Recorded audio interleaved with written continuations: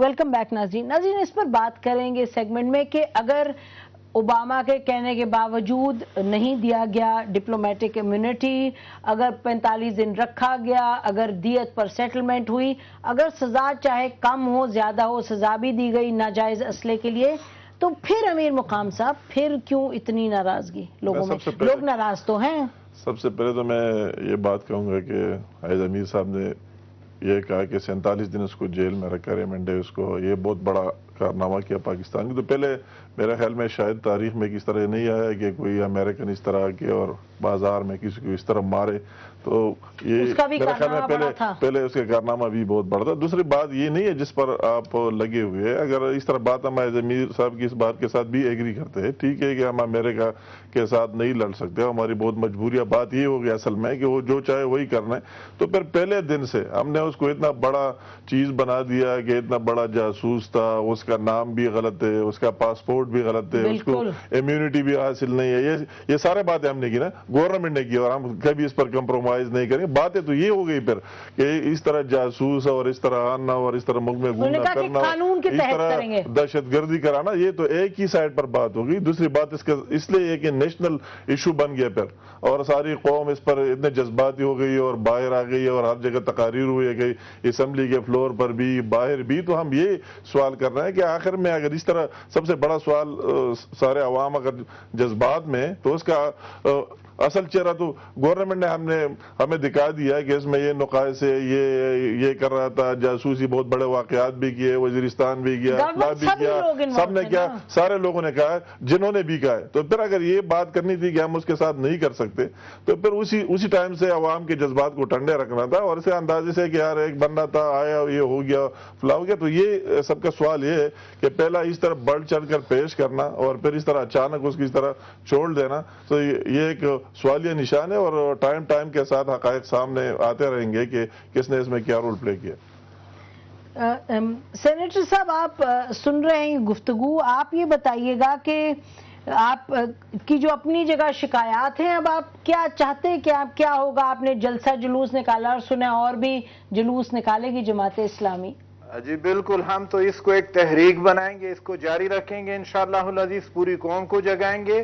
اور میں نے شروع میں کہہ دیا ہے کہ مسئلہ ختم نہیں ہوا، مسئلہ آگے بڑھے گا، امریکی اہلکار ہماری جانیں لیں گے، اور ہم اپنی جان کی حفاظت کے لیے ہمیں ضروری ہے کہ ہم آگے بڑھیں۔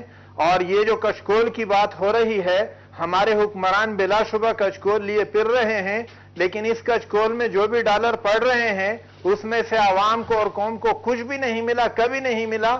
یہ سارا کچھ ہمارے حکمرانوں کے عیش و عشرت، ان کے عللو تللوں پہ اور ان کی حرام خوریوں پہ ہی خرچ ہوا ہے۔ قوم کی اس کی قطعی ضرورت نہیں ہے۔ کک بیکس ہوتے ہیں ان کے فارن اکاؤنٹس میں، سب کچھ چلا جاتا ہے، اور جو آتا ہے وہ اسٹیبلشمنٹ پہ اور ان کے اپنے نظام پہ خرچ ہوتا ہے، اور قرضے قوم کے نام پہ چڑھتے ہیں۔ شیخ صاحب آپ بھی اس حکومت میں تھے جن میں امریکہ کے وسیع ہوئے، اور ظاہر ہے کہ یہ اتنی سمپل بات کیا ہے جو سینیٹر صاحب فرما رہے ہیں؟ دیکھیں، ہمارے وقت میں بھی ڈک چینی ایک مہم کے تحت آئے تھے کہ ہمیں اتنا فری ونڈو، کھلی چھٹی دے دی جائے جب ہم چاہیں ڈرونز حملہ کریں۔ یہ نئی بات مانی گئی، دس آئی کین ایشور یو، کہ ڈک چینی جب آئے تھے اس کا بنیادی مقصد یہ تھا کہ ہمیں کھلی چھٹی دے دی جائے کہ جب ہم چاہیں جہاں چاہیں وہاں ہم ماریں۔ یہ موجودہ حکومت نے دیا ہے۔ اور اگر آپ موجودہ حکومت کیا آرمی کا بھی اس میں رول؟ دیکھیں نا، آرمی کے اصل جو تعلقات امریکہ کے دیکھیں، پھر آج آرمی کو پتہ لگ گیا ہے کہ جب امن کے پیغمبروں کو اور اپنے گھر میں بھی آگ لگتی ہے، تو پھر کل جو دتا خیل میں ہوا تو یہ پھر ہونا ہی تھا۔ اور اب دیکھیں، پہلی مرتبہ اتنی بڑی سٹیج پہ نہیں ہوا۔ وہ یاد ہے جو 80 بچے مدرسے میں ہوئے تھے، ہاں وہ مجھے یاد ہے۔ اب جو مسئلہ ہے، آپ جس مسئلے پہ جا رہے ہیں، میں سمجھتا ہوں اس سے امریکن امیج اور خراب ہوا ہے، بہت بھونڈے طریقے سے کیا ہے۔ اس سلسلے میں فرسٹ ٹائم لوگوں نے جوڈیشری پہ باتیں کی ہیں۔ آج تک جس دن سے چودھری افتخار صاحب برسر اقتدار آئے ہیں یا چودھری افتخار صاحب بحال ہوئے ہیں، کسی آدمی نے جوڈیشری پہ انگلیاں نہیں اٹھائی۔ آج فرسٹ ٹائم ہے کہ پاکستان کے ہر جلسے میں جوڈیشری پہ لوگوں نے بات کی۔ اور لاہور ہائی کورٹ کے چیف جسٹس نے کہا میں اب اس میں نہیں شامل ہونا چاہتا، یہ سپریم کورٹ کے چیف جسٹس صاحب اس پر نوٹس لیں اس پٹیشن پہ، کیونکہ پٹیشن ایک دائر ہوئی ہے کہ جو کیا گیا غلط ہے، وہ کہہ رہے ہیں جو چیف جسٹس ہیں وہ کریں؟ دیکھیے نسیم، اس میں جو سانا کچھ جو امیر مقام صاحب پہلے اور جس ابراہیم کا صاحب جو اشارہ کر رہے تھے کہ یہ کیوں کیا، یہ کیوں کیا، امریکن پریشر پہلے دن جس دن یہ واقعہ مزنگ چنگی میں ہوا تھا کتنا زیادہ تھا. بہت زیادہ تھا. کونسل جنرل جو لاہور کی ہے وہ آئی چیف منسٹر کے بعد چھوڑ دیں، امریکن اسٹیٹ ڈپارٹمنٹ وہ کہہ رہا ہے چھوڑ دیں، غصہ، وہ سینسیبل بات تو امریکنز کر نہیں رہے تھے. یہ ساری چیزیں جو کی گئیں امریکن پریشر کو ریزسٹ کرنے کے لیے کی گئیں. امریکہ کو پیچھے ہٹنا پڑا. ہم اپنے بارے میں اتنا کیوں ایک نیگیٹو امیج اس ملک کے بارے میں؟ دیکھیں میں یار صاحب کی تصحیح کرنا چاہتا ہوں، اپنی اطلاعات پر مبنی تصحیح کرتے ہیں، آپ کر لیں. اس پہ امریکنز کو ہماری بات ماننی پڑی ہے. ان کو جو ہم کہہ رہے تھے کہ اب عدالت میں ہے تو یہی طریقہ ہوگا، آپ کر سکیں گے، وہ تو ڈپلومیٹک امیونٹی کی بات کر رہے تھے. رحمان ملک صاحب کہہ رہے تھے کہ اس کے پاس ڈپلومیٹک پاسپورٹ ہے، لیکن وہ ساری چیزیں. لیکن ایاز آپ کو ہم کو خود ہی بتا رہے تھے بھی 5 منٹ پہلے کہ جی امریکہ کا اور ہمارے تعلقات دیکھ لیں، یہ ریئلسٹک ہے، اس میں کچھ ہم نہیں حاصل کر سکتے، جو امریکہ کہے گا ہم وہ کریں گے. نہیں، یہ میں نہیں میں کہہ رہا تھا کہ اگر آپ یہ سمجھتے ہیں، جو میں پھر دوبارہ ریپیٹ کر رہا ہوں، کہ ریمنڈ ڈیوس کا چلان ہوتا، اس کی ٹرائل ہوتی، اس کو سزا ملتی، یہ نہیں ہونا تھا. دیکھیں گورنمنٹ اس کو ریلیز ہونا تھا. کس طریقے سے آپ امریکہ پاکستان کے تعلقات جو ہیں ایک شخص کے اوپر وہ قربان نہیں تھے ہو سکتے. دیکھیں آپ نے ایک شخص یہ کہا کہ اگر اس شخص کے ساتھ رعایت نہ برتی جائے تو ہمارا سارا مسئلہ تباہ. اس کے دیکھیں پاکستان امریکہ کے ساتھ، امریکہ نے یہ سٹینڈ لیا کہ ہم امداد بند کر دیں گے، فلاں کر دیں گے.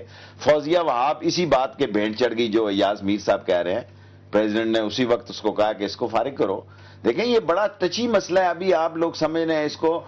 ہمارے فارن منسٹر اس مسئلے میں رحمان ملک صاحب نے جو بات کہی کہ بھئی اس کے پاس ٹچی سے مانے کیا بنے گا اس کا آگے مسئلہ کا؟ دیکھیں سانپ تو چلا گیا، لیکن آپ دیکھیں جتنی دھول پڑ گئی ہے. آپ سینیٹر ابراہیم صاحب سے میں اتفاق کرتا ہوں، بالکل اتفاق کرتا ہوں. بڑھے گا یا نہیں بڑھے گا، ایک امیج ہوتا ہے اس ملک میں. اگر آپ مجھے یا صاحب میں آپ کو نہیں، ٹھیک ہے دیں آپ.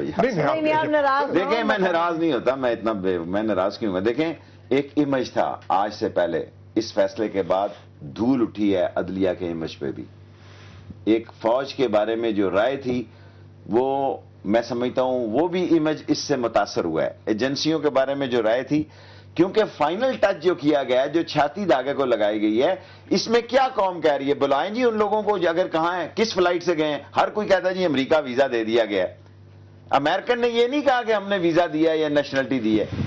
کس فلائٹ سے وہ بھیجے گئے ہیں، کہاں وہ موجود ہیں، کہاں رکھے گئے ہیں، کس دن وہ یہاں سے نکلے ہیں، یہ سارا مسئلہ کہاں ہوا ہے. خود میں نے امریکن وائٹ ہاؤس کی پریس کانفرنس سنی ہے، انہوں نے نہیں مانا کہ ہم نے پیسے نہیں دیے. کسی پریس کے سوال پر انہوں نے نہیں ایکسپٹ کیا کہ یہ ہم نے پیسے دیے ہیں. انہوں نے کہا گورنمنٹ ٹو گورنمنٹ. دیکھیں اگر آپ جان کیری کی سٹیٹمنٹ پڑھیں، اگر آپ کے پاس کاپی ہے تو آپ نکالیں.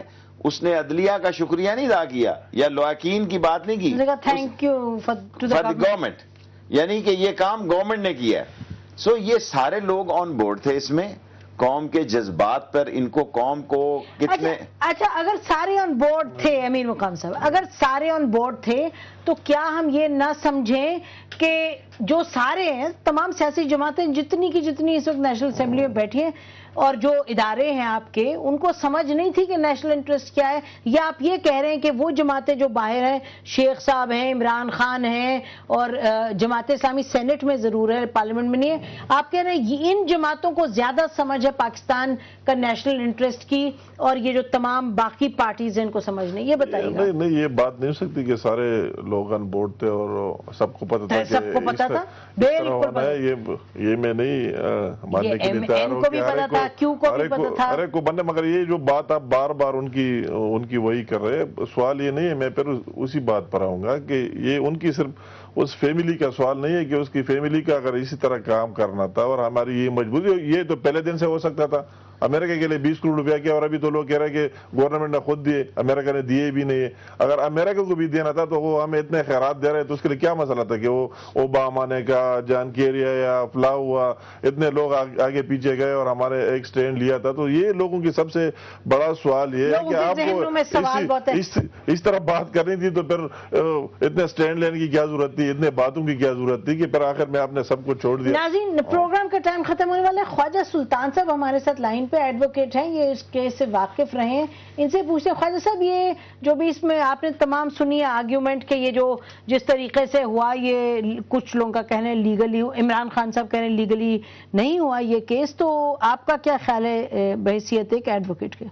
ये बिल्कुल लीगली नहीं हुआ जी।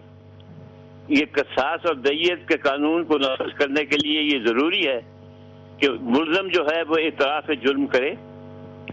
अगर वो इतराफ़ जुर्म करेगा तो उसको कसास का फायदा होगा, या उसके खिलाफ दो ऐसे गवाह पेश हों जिनको तज़कियत शहूद के बाद ये करार दिया जाए कि ये काबिल एतबार है।